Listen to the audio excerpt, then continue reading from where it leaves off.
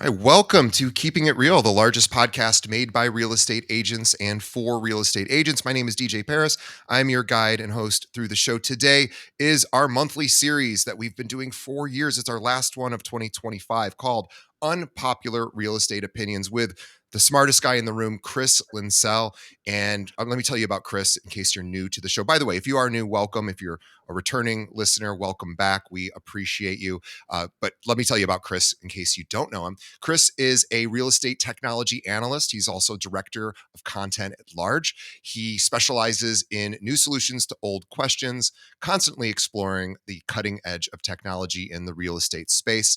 He is many years of experience as a licensed realtor in the state of Michigan. He's worked as a marketer, a digital strategist, and a trainer for major national brands like Berkshire Hathaway Home Services of Michigan, Coldwell Banker Schmidt Realtors. Throughout his real estate career, Chris has been part of hundreds of transactions, ranging from modest rural starter homes to multi-million-dollar waterside compounds. He's an accomplished musician, actor, and speaker. He speaks, I think, every year for the last 5 or 6 years, maybe longer, at the NAR conference, along with many other local and regional conferences. If you are looking for somebody to tell you what's ahead in real estate and what's coming up for realtors, he is the guy to talk to and have speak at your events. ChrisLinsell.com is where you can find that.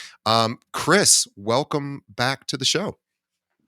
DJ, it's a pleasure to be here. Happy December. Can't We believe should it. also mention, I always forget to mention, you are at Luxury Presence. So Chris is, Yeah. Chris is at Luxury Presence. He's the director of content at large, and everybody knows who LP as they're called in the Yeah. industry. Check them out; they're amazing. Yeah. Yeah. I lead a team of really amazing storytellers as the director of content there. My job is to help tell the story of our products and our services and our people. So, this is not a Luxury Presence sponsored appearance, but if you're looking for technology to help power your business, we got a lot of cool stuff going on over there. So come on over, see us, luxurypresence.com. But DJ, I'm here. I'm excited. I'm actually on the road right now. I'm in New York City.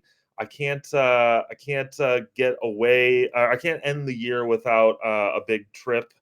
So I'm here to take care of some business here, talk to some great folks, and I'm here to talk to you because I've got this thing brewing inside me.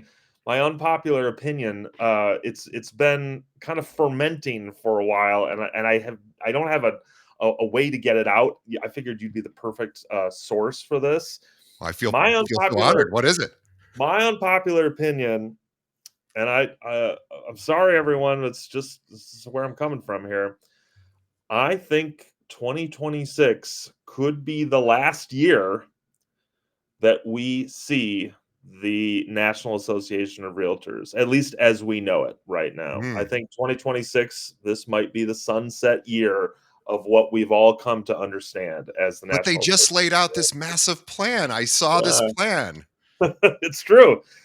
Everybody makes big plans. It's true. And I'm not saying that they're going to go away Right. completely. Like, I don't think this is, the I don't think the URL is going to be available at the end of the year or anything.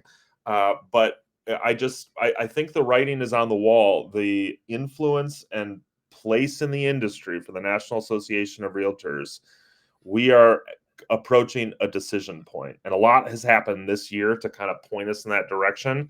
But yeah, I think that's my bold assertion right now. The NAR, this might not be what you recognize a year from now. Yeah, the way I live in Chicago where NAR is headquartered. I go to that building often, although I'm not on the NAR floors, so I really don't have access to them. But I do have access, maybe more so than other people who don't live here in Chicago, and I do get to speak to NAR people occasionally. And what I've gathered and what I think their most important function is, from my perspective, and again, just my perspective, and I think it is really important, is the sort of the Washington connection. They need to be there to protect the jobs of agents because technology is coming in. Technology moves faster than humans, the human part of this job, and technology is constantly threatening the livelihoods of realtors. I think people have felt that ever since 2001, perhaps. And what's really important is we have 1 point whatever 3-4 million jobs here, and if NAR, if that was their sole focus, in my opinion, we are here to protect your income. I think they would be strong. I think that it's any derivation from that. I think is not that important to me, because all I care about at the end of the day is we have hundreds and hundreds of realtors at our firm. I'm out of a job if they're out of a job. So Mm, if that becomes their sole focus, that's really all I care about. I don't know. yeah. What say you? I mean, I think that that makes sense. However, uh, that doesn't that doesn't wash for me in terms of what the reality of both our political climate and the reality of this business is. Yeah. I mean, here's the bottom line for me is no matter who you support, what side of the aisle you're on politically, it's just objective observation. The current administration and the likely leadership in Washington has demonstrated that, at least for the next couple of years, until there's a big enough election to change things, that they are uh, uh, uh, bearish on regulation of Oh yes. technology, especially technology that is developing right now. AI technology, robotics technology, big data technology. This is the technology that will affect the real estate Yeah. industry. And And they're all over in on it. They're Oh, all in. yeah, exactly. Over and over, the current executive administration and the congressional body has demonstrated a not just a lack of interest, but a lack of willingness to act on any sort of regulation on broad swaths of industries, including real estate and Yeah. housing. So I think if you couch the NAR's primary purpose as a lobbying body, I think that there is stuff that can be done for lobbying and advocacy, but protection of our jobs against forces like technology is an unrealistic expectation Yeah. from my You're right. perspective. I Yep. also think that, and this is important to recognize, I also I'd be willing to bet that the average member of the National Association of Realtors has zero clue that that is something that this body does, that they have absolutely no idea of the role and responsibility of the NAR as a lobbying and interest group on behalf of real estate professionals. And that's not to say that the work that they're doing isn't important in that realm. I think it is important in that realm, but they have told a terrible story in terms of being able to communicate that value to their members. And this is, I think, a symptom of one of the reasons why I am very skeptical that the NAR will look and function the same way that it does right now a year from now. I think that there is a massive disconnect between the understanding of the NAR's value amongst its members and what it actually does. And Mm. this is going to result in a significant attrition of membership, especially given the fact that in November, NAR approved a motion that says that you don't need to be a member of the NAR to get access to your local association. Now, a Yep. local association can require that on their own independently, but Yep. local associations would be insane if this stayed the same, because members have been demanding this. The NAR has now granted this. I bet the membership numbers of the NAR in 2026, this could touch a negative growth rate. I think it could touch double digits. If we see that, this body has changed forever. I don't know if we will, but my perspective on this is members do not have any idea of what the value that this organization is No. providing them. They're not going I'm to join unclear. I'm unclear on what they do, and I pay a little bit of attention, but again. to that, if we keep going to this logical end conclusion, it doesn't stop with NAR. Now we're talking about what's the value of the state association, what's the Mhm, value of the local association, and here in Chicago, and I don't know if this is nationwide, although I suspect it probably will be. We now, and this is the buzz that's happening here, is local associations, which are really the gatekeepers to the MLS for here in our local market. They are now decoupling, just like commissions, and you can actually purchase directly access to MLS without becoming a member of the local and state and also national association. So mhm. everybody's now having to sort of apply for their jobs again, and I am going to be and I'm somebody who volunteers at the local associations. I like our association. I think we do a lot of wonderful things, and I'm curious on how, but we also know that most agents don't take advantage of the resources that are provided. We just really, it's kind of an MLS fee if we think about it for most of us. And if we're not utilizing those resources on the NAR side, state or local, why should I pay $1,000 a year when I can just buy the MLS directly for 500? Absolutely. I don't know. Yeah. It's interesting to listen to you talk about the how the cascading effect of loss of confidence in the NAR would take. I agree. I think absolutely state associations will be under fire if this move starts to happen at the NAR. I don't actually have the same concern that you do about local association support changing, because in the same way that government works, there's a lot of immediately accessible value that you can understand from the work of a local association and a local government. From a local association, you just gotta. These are the folks that literally keep the MLS running, and Right. so you recognize these are people whose work is directly benefiting what you're trying to do. These are also the people that are enforcing Yeah. The rules. Yeah. the rules, Yeah. and directly. These are folks that you will see in the hallways. Yep. These are folks who will call you before a disciplinary board, or will be the ones listening to your complaints if you have them. Or These people, mediating between. Yeah. exactly, Yeah. They're there exactly. to protect you for sure. And so there is like an immediate connection of the value that folks on the local level provide to professionals. That connection is one level removed at the state. It's two Yeah. levels removed, maybe higher at the national level. And so there is, to some degree, some protection for local folks. But I love the way that you phrased that everybody is kind of interviewing for their job again.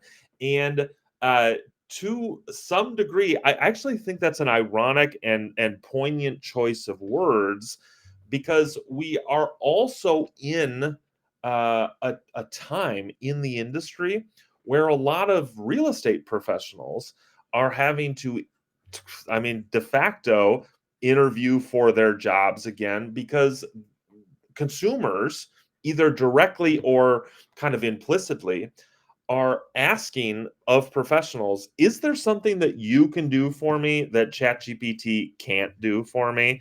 Is there something that you personally can provide to me, whether it's insight or experience or perspective, that I can't get from Gemini or from Claude?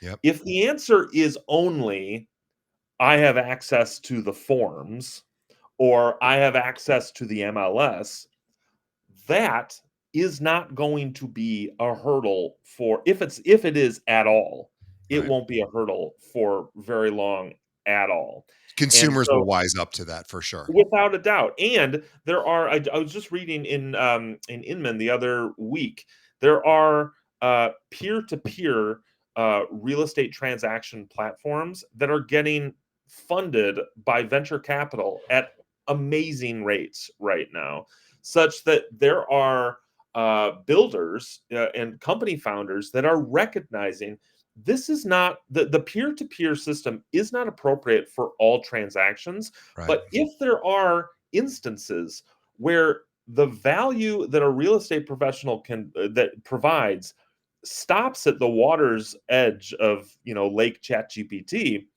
those are not transactions that require professionals, at least in this current context. And so there Yeah. are technology solutions being developed for that exact moment.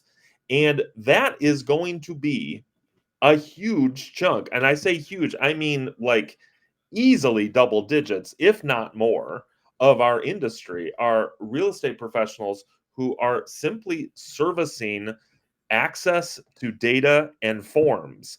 Those people are going to be out of here.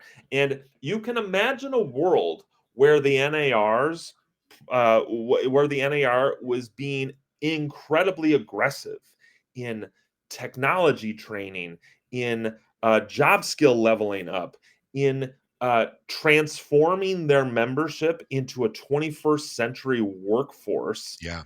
that could absolutely revolutionize the way that we think about and manage this industry. And I read a lot about what's happening in this space. I got to say, I don't hear a lot coming out of the NAR on this ground. I would love to, but I just don't think it's in the cards. And I It, don't think that they have the consumer confidence to inspire a lot of attention if they were to make that right turn. yeah, you're right. So the idea of having them as a lobbying organization, obviously important in some fashion, but maybe more important, and I agree with you. I didn't think about this, was leveling up skills. If they could help us level up our skill set to at the very least the interpersonal skills, the stuff that Chat GPT can't solve for yet, and hopefully never, the emotional connections, the whatever people, the person to person stuff that goes into this job that Mhm, you know people can work on and develop, and the experience.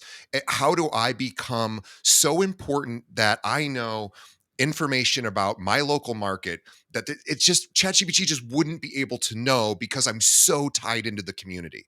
It's mhm. community. I know the people, I know the players, I know who makes things happen. That's the stuff that people are going to need, and ChatGPT will solve for everything else. I mean, it's Yeah. already solved for most everything else. Yeah.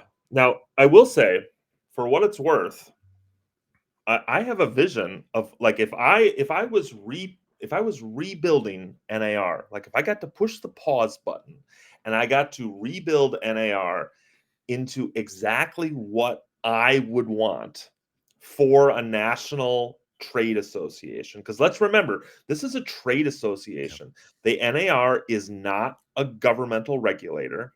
Right. It can't enforce laws. It is not a consumer protection agency. It doesn't advocate for consumers at all. It's not a neutral market referee at all. It's not a housing affordability advocacy group at all. It's none of those things, which is okay.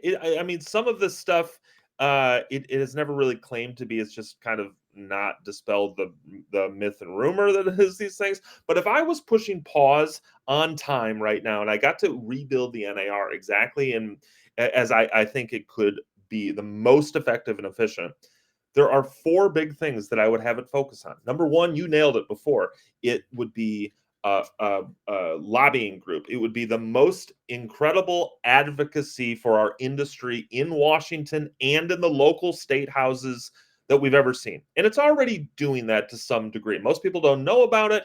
So we would continue doing what we're doing right now, but we would get somebody into that marketing and comms office that could tell that story better than some bland blog posts and press releases that nobody reads.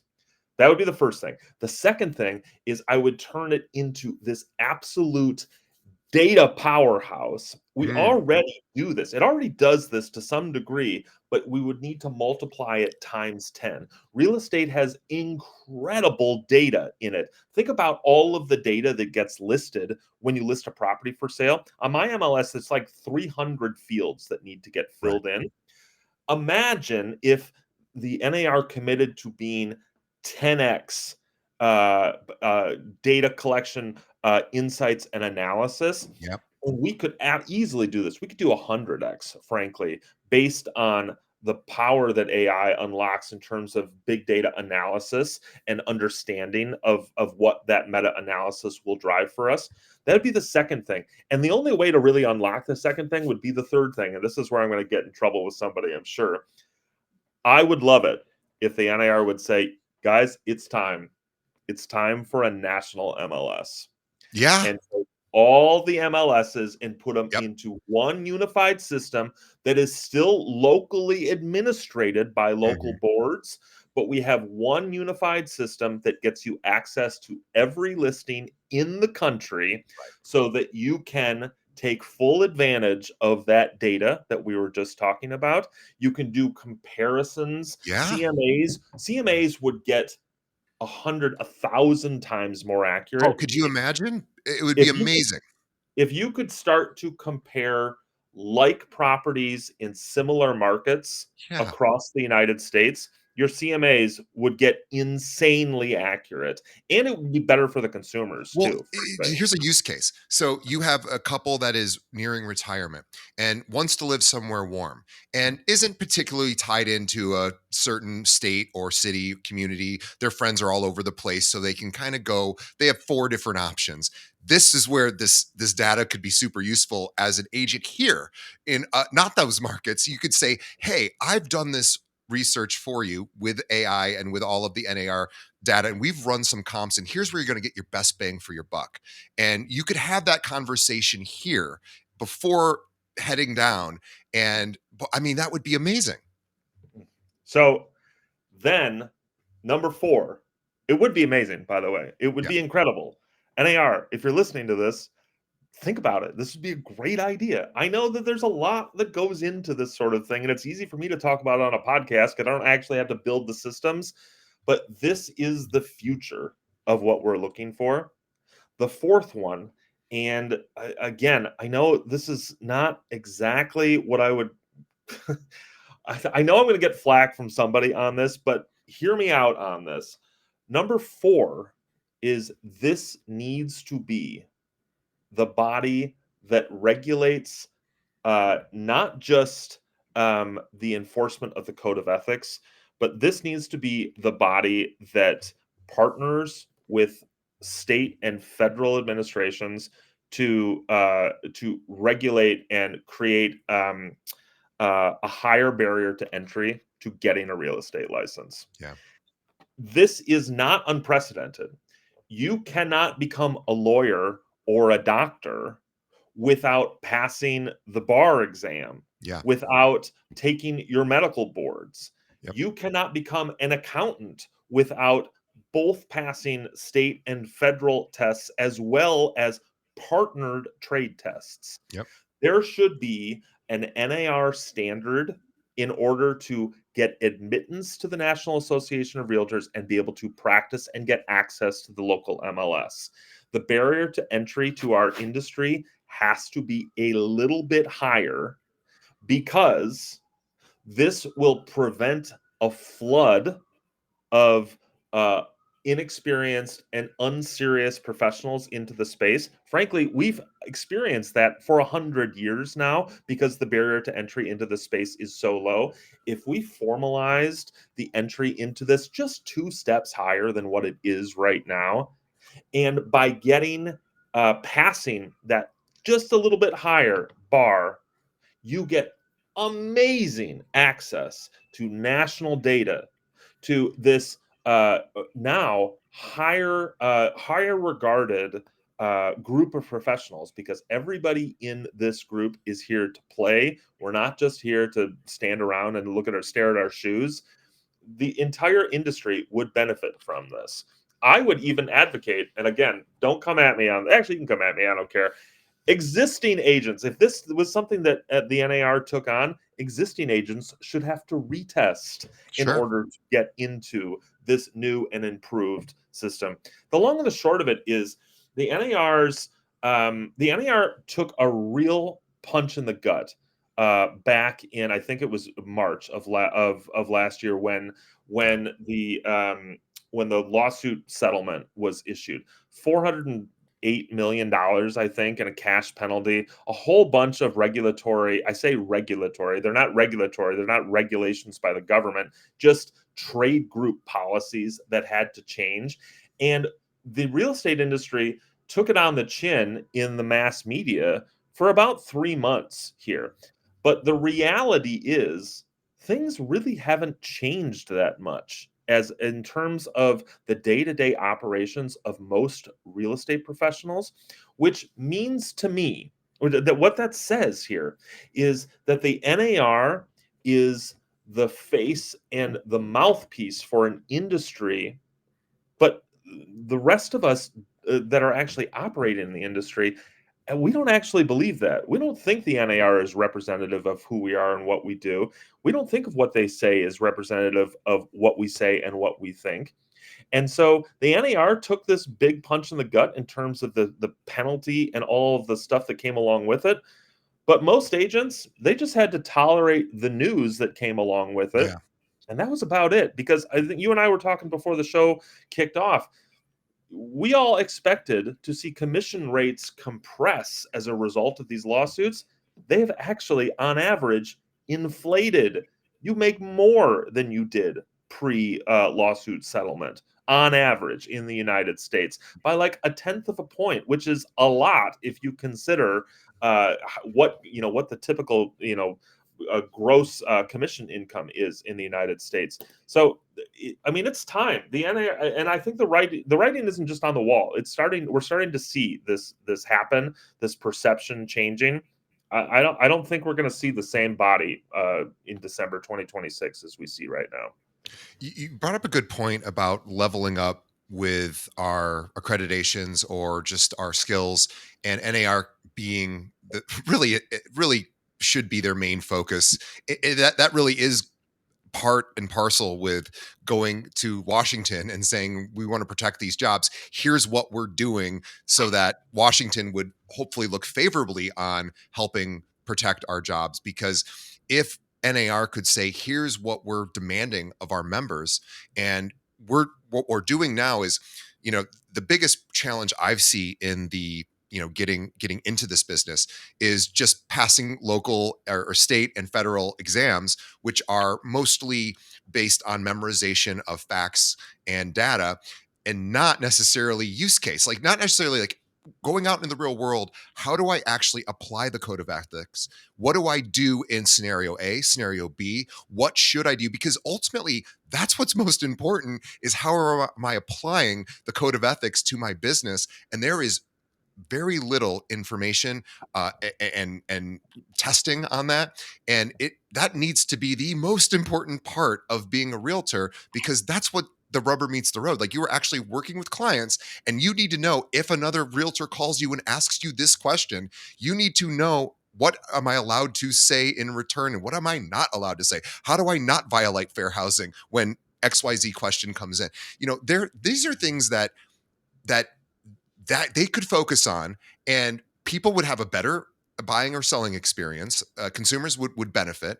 The agent would benefit because they would know more, and the whole industry would improve. But it would have to be something that is probably demanded by at the federal, or at the national level of the trade organization, and say, With, guys, it's time to level up, and we're going to provide all the training. We're going to tell you exactly what to do, and they can do that. I don't know. This isn't hard. They yeah, can build these tools, and yeah. they can train us, and realtors will do it. They will absolutely want to level up their skills, and the ones that won't will self-select out, and fine. We don't want them anyway. So I'm with you. I think that would be an amazing thing for NAR to take on. Yeah, and to your point, like uh, the test you have to pass for the bar exam, medical boards, all of these things include exactly what you described. Oh, It I is know. Yeah. real world Yeah. scenarios, uh, and I mean, truthfully, you know what I remember the most, and this is a lot of years ago now, so bear with me on this, but you know what I remember the most from the real estate license exam in Michigan? Having to memorize how many square feet were in an acre, and Right. that's 43,600 or 560, excuse me. Yeah. I remember that because I knew, like I just did the math on the test. I'm like, okay, all of these questions are worth the same. I have to get like 60 questions right in order to pass this exam. If I can, I know that this will be on there. So I spent an inordinate amount of time memorizing how many square feet were in an acre. That has literally never come up once in my entire. And you know what? If it did come up, I got a phone that can tell me these things. I Mm, don't need to know that. I'm not going to be right. Googling the things that will happen in the real world. I'll actually just be navigating these things with my experience. So Here in Illinois, if you are a hairstylist, you must do, and this is amazing. Uh, we don't often think about and please forgive anyone who is in this field. I have so much respect for you. I love my the person that cuts my hair. I think she's unbelievable. But we don't often think of that as a super highly skilled job. It's just somebody who's good at cutting hair. But the reality is they have to do 1,500 hours of literal like apprenticeship before they can even practice. That's after passing the test. 1,500 hours. Like, we don't have any hours you have to do other than a couple of tests and maybe some post licensing stuff. But and I'm not saying we need to have 1,500 hours, but like the reason why they do that is because they could hurt you. There could be a medical issue if they cut you with scissors. And yeah, they feel like, yeah, that's pretty important. They're cutting around your brain. Like it's a significant part of the human body. We need to make sure these people know exactly what they're doing, even though we just think of them as they just cut hair. No, they are really, really, really skilled, even though we don't give them the credit. This is what we could bring to some version of this in to because we're dealing with somebody's, in many cases, their largest financial transaction. This is as important as getting your hair cut by somebody that's not going to poke your brain with their scissors. Like, you have to know what to do. And we pushed it off to brokerages. Like, brokerages, you're the ones who are going to really teach the how to do this stuff. And it's like, that's not and because now you don't have any standard. Now there's no standard of practice, and so that's what I think. I agree with you. I think we could really push NAR to deliver more there. well, to your point, I think my kind of final position on this as we wrap up is the reality is, I think NAR is I'm pretty I feel pretty confident, frankly, that the NAR is going to start to change Mm, quickly in terms of its complexion. I don't have super high expectations that my dream scenario will be fulfilled here. So, what does that mean for most agents? It means that all of the benefits, like the express benefits that we just talked through, um, these are not industry standards or options, which means that if you can find a way to create that value in your own business, you have immediate advantage over oh yeah. all of your competitors. Like, we do not have what I would consider to be anywhere close to a mature uh, data analysis engine when it comes to the real estate industry. Like, there are some third party platforms that will do it for you, but nothing that your local board or your state association or your national association, like the level of detailed granularity, and how often you get data reports and how usable they are relative to your consumers. We are 100 steps behind where we could be right now. But the good news is you have access to that data via the MLS. Mhm. You can do this sort of analysis and be the smartest guy or gal in the room just by virtue of asking the right questions and having the data set to use AI in order to analyze and draw the answer from. You have that option.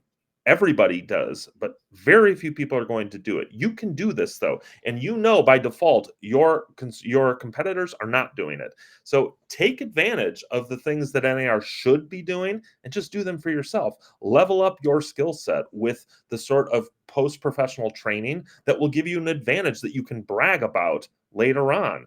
Do the things about advocacy. you don't have to go to Washington to do this. Show up at your local zoning boards, show up at school board committees, show up at town council meetings, wherever the sorts of decisions are being made on a local level. Show up, listen, provide your perspective and opinion. You have the option of doing these things yourself if the NAR won't do them for you. And by default, your competitors won't do these things. So if you do them, you're immediately the smartest person in the room. That's it. It's easy. It is a sacrifice of time, and it's a decision that has to be made. But we're not asking you.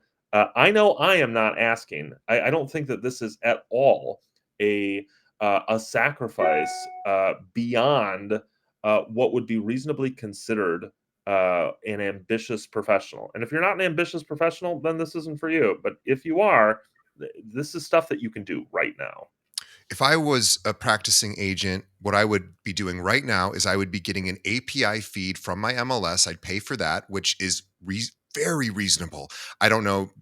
Sometimes you see these API feeds as low as the IDX feed, rather, via API, is usually, I don't know, 20 bucks a month, maybe $100 a month at most, somewhere in that neighborhood. So you get that data feed. You can have the your local MLS, whatever the data provider is, that will sign off on that. It's your data, you have access to it, you pay for this access. You can connect that to an AI engine, whether it's Claude or OpenAI or Gemini or whoever, or make through Zapier or make.com. You can connect these data points to this data together, and now you can have AI do what you, exactly what you were saying, is now start interpreting data in my local market. Give me the data that is going to help me service my clients more effectively, and it will build it for you. Like, you can literally have that data stored somewhere and then consistently update it and ask AI to pull out the most relevant information. Now, you have to make sure the AI is getting you doing the calculations correctly, and that's a whole other thing.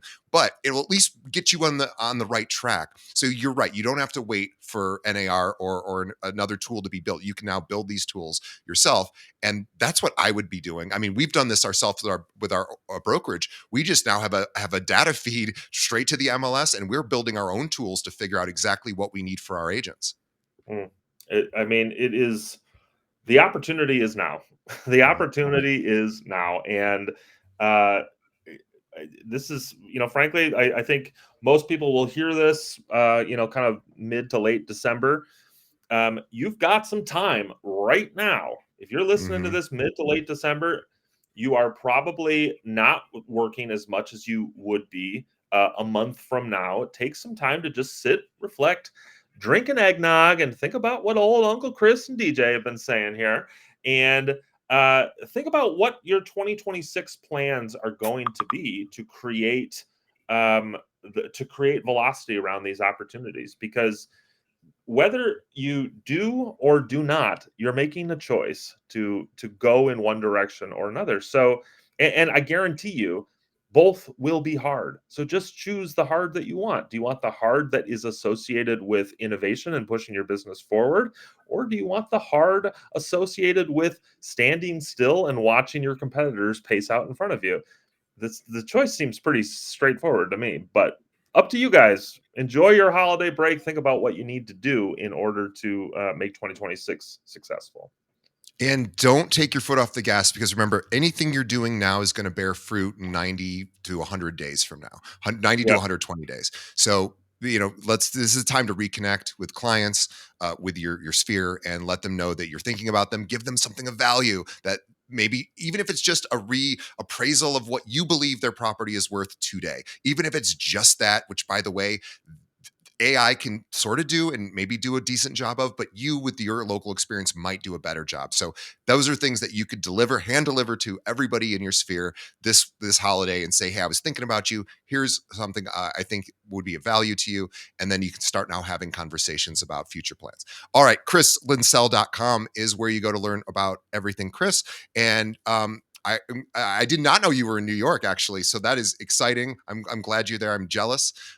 Please go visit Katz's Deli if you haven't already. But it's my favorite deli in New York. It's everybody's favorite deli in New York. But yeah, that's one of my favorite places. And yeah, on behalf of all of our audience, thank you, Chris, for another year of amazing Unpopular Real Estate Opinions. We appreciate you so much. You have so much insight and foresight into what's going on in this industry, and you're not afraid to share some of those unpopular opinions. So we appreciate you. And on behalf of Chris and myself, to the audience, thank you for another year of checking out our show and listening. Our viewership is up. We appreciate you. Please tell a friend about this show. We have all sorts of cool things we're looking to do in 2026, which you will be able to, which I'll be talking about shortly. So stay tuned for that. But it'll also be a lot of the same stuff we're doing now, but we're just going to add on and have even more shows to share with you next year. So, all right, Chris, I will see you in 2026. Have a wonderful holiday season, and yeah, I'm just glad. I'm glad realtors are still relevant today, and they're still going to be relevant into the near future, and I'm grateful for that. And so let's celebrate that at the very least. The robots have not taken over.